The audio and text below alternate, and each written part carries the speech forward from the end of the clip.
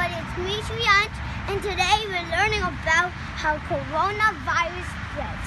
It spreads with somebody sneezing, coughing on stuff, and it might go up on the air, down on the surface, or in the middle, or on fruits and people and everything else you have in your house. And that's why you can kill germs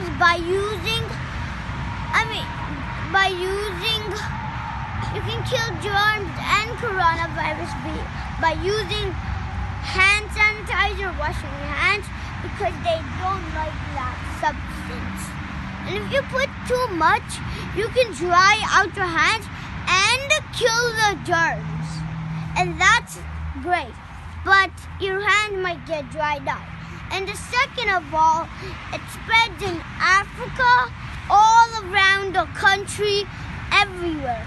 In the U.S., everywhere. Every state of America, every single day. Everywhere. And schools are closed, offices closed, and all the other stuff is closed. But except for Costco, because we need food.